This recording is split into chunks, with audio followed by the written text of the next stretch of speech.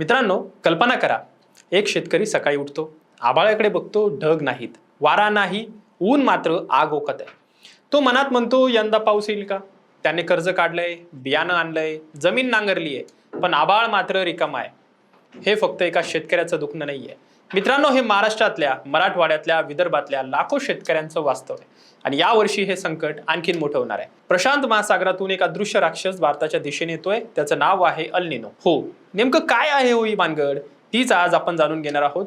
नमस्कार, मी आपल्या सर्वांचा मित्र अक्षय ताटे आणि आपण बघतायत सत्य पे सत्ता. प्रश्न तुमचे, आवाज आमचा. संपूर्ण महाराष्ट्रात, विशेषतः मराठवाड्यात सर्वांचे लक्ष ढगाकडे आहे. पाऊस कधी येणार? अनेकांचे प्रश्न आहेत, तेच आपण जाणून घेतोय. मित्रांनो, अल निनो हे नाव कदाचित तुम्ही पहिल्यांदा ऐकत असाल किंवा ऐकलं नसेल, पण हा शब्द ऐकून घ्या, कारण येणाऱ्या काही महिन्यात हा शब्द तुमच्या शेताचं, तुमच्या घराचं, तुमच्या थाळीचं भवितव्य ठरवणार आहे. IMD म्हणजेच भारतीय हवामान विभागाने अधिकृतपणे जाहीर केलंय की भारतात आता अल निनो सक्रिय झालाय आणि जून ते सप्टेंबर या संपूर्ण मान्सून सीझन मध्ये तो आणखीन मजबूत होत जाईल. पण हे अल निनो नेमकं काय असतं तेच समजून घेऊया. मध्य आणि पूर्व प्रशांत महासागराचं पाण्याचं तापमान जेव्हा सामान्यपेक्षा जास्त गरम होतं तेव्हा अल निनो तयार होतो. या गरम पाण्यामुळे व्यापारी वारे कमकुवत होतात आणि संपूर्ण जगाच्या हवामानाचा पॅटर्न बदलतो. कुठे प्रचंड पूर येतो तर कुठे भीषण दुष्काळ पडतो. भारताच्या बाबतीत सांगायचं तर अल निनो सक्रिय असताना आपला नैऋत्य मान्सून कमकुवत होतो, पाऊस कमी पडतो, तापमानात वाढतं आणि याचा थेट फटका बसतो तो आपल्या शेतकऱ्यांना. मित्रांनो, हे संकट किती मोठं आहे हे समजून घ्या.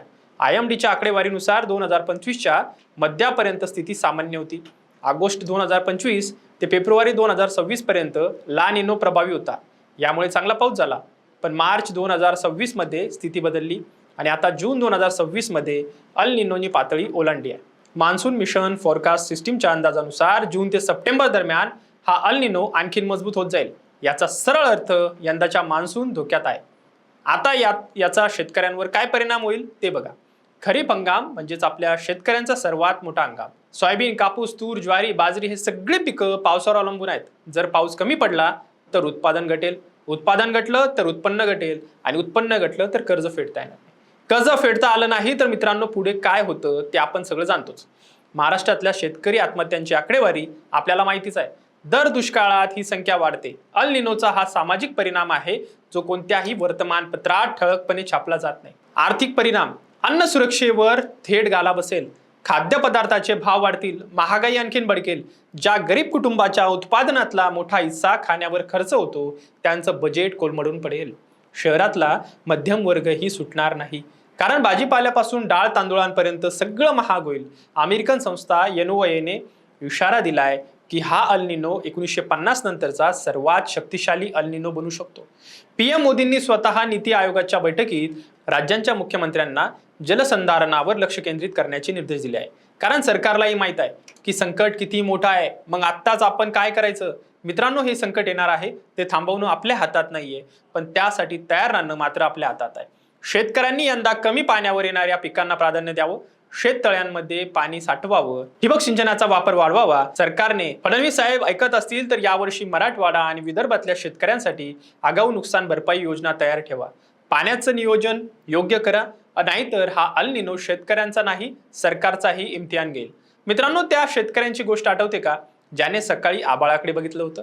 तो रोज बघतो, रोज आशेने बघतोय. त्याला माहित नाही अल निनो नेमकं काय असतो. त्याला हे पण माहित नाही की प्रशांत महासागर कुठे असतो.